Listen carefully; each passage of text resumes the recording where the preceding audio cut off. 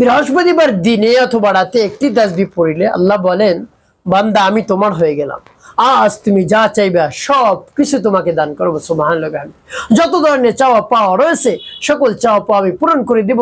যা চাইবা মন খুলে প্রাণ ভরে বিশ্বাস নিয়ে সব কিছু আমি দিয়ে দেবো। যত মনের ব্যথা রয়েছে বেদনা রয়েছে সব দূর করে দেব। তাই বৃহস্পতিবার দিনে রাতে একটি মাত্র তাসবিহ আপনি পাঠ করুন। আল্লাহ রাব্বুল আলামিন আপনাকে অসংখ্য অগণিত দান করবেন।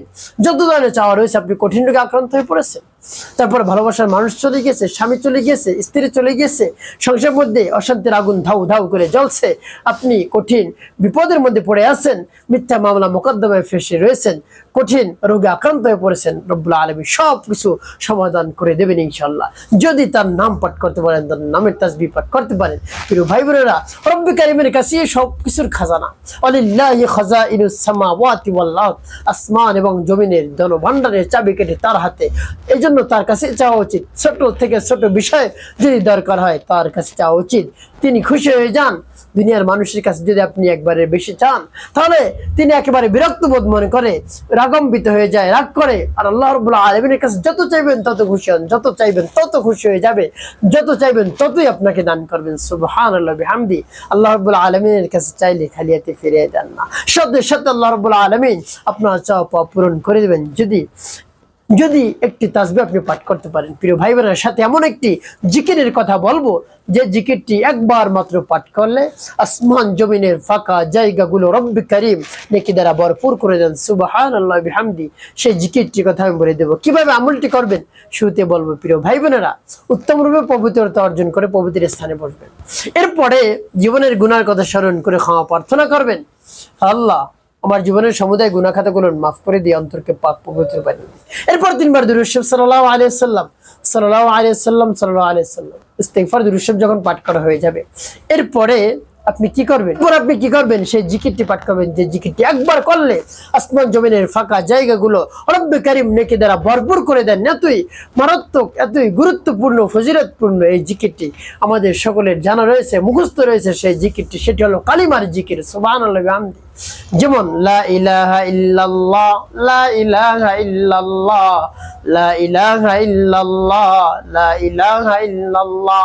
পুরো কালিমা পাঠ করবেন। এভাবে 99 বার পাঠ করবেন। তারপরে পুরো কালিমা একবার পাঠ করবেন, লা ইলাহা ইল্লাল্লাহু মুহাম্মাদুর রাসূলুল্লাহ সাল্লাল্লাহু আলাইহি ওয়াসাল্লাম। এবং যখন পাঠ করা হয়ে যাবে এরপরে সেই তাসবিহটি পাঠ করবেন। যখন পাঠ করবেন তাসবিহটি রব্বে কারীমের কাছে বলবেন মনে মনে, আল্লাহ আমার আমলকে কবুল করুন, সময়কে কবুল করুন। যে সমস্যা সমাধানের জন্য আমলটি করতেছি সেই সমস্যা আপনি সমাধান করে দিন। রব্বে কারীমের কাছে বলবেন, দেখবেন কাজ হয়ে যাবে। প্রিয় ভাই বোনেরা, তারপর আপনি সেই তাসবিহটি পাঠ করবেন। ইয়া যাল জালালি ওয়াল ইকরাম, ইয়া যাল জালালি ওয়াল ইকরাম, ইয়া যাল জালালি ওয়াল ইকরাম। ভাবে কতবার পাঠ করবেন? 11 বার গুনে গুনে পাঠ করবেন।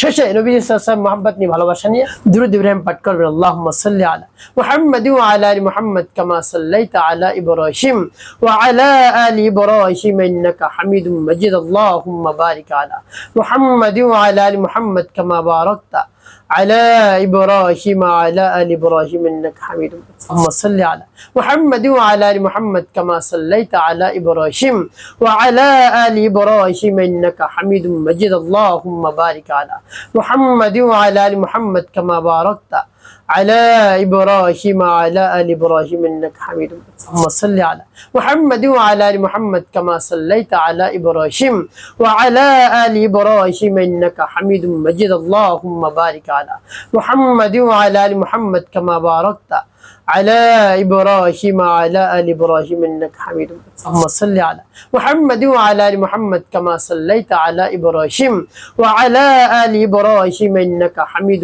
مجيد. اللهم بارك على محمد وعلى آل محمد كما باركت على إبراهيم وعلى آل إبراهيم إنك حميد مجيد. اللهم صل على محمد وعلى آل محمد كما صليت على إبراهيم وعلى آل إبراهيم إنك حميد مجيد. اللهم بارك على محمد وعلى آل محمد كما باركت على إبراهيم وعلى آل إبراهيم إنك حميد مجيد اللهم صل على محمد وعلى آل محمد كما صليت على إبراهيم وعلى آل إبراهيم إنك حميد مجيد اللهم بارك على محمد وعلى آل محمد كما باركت على إبراهيم وعلى آل إبراهيم إنك حميد مجيد এবং যখন পাঠ করা হয়ে যাবে এরপর আপনি কি করবেন আল্লাহ রাব্বুল আলামিনের কাছে হাত তুলে মুনাজাত করবেন দেখবেন আপনার চাওয়া পাওয়া পূরণ হয়ে গেছে আল্লাহ রাব্বুল আলামিনের কাছে আকুতি মিনতি করে একেবারে বিনয়ের সাথে নম্র সুরে তার বরত্বের কথা প্রকাশ করে তার প্রশংসা করে চাইবেন সাথে সাথে আল্লাহ রাব্বুল আলামিন দান করবেন মনের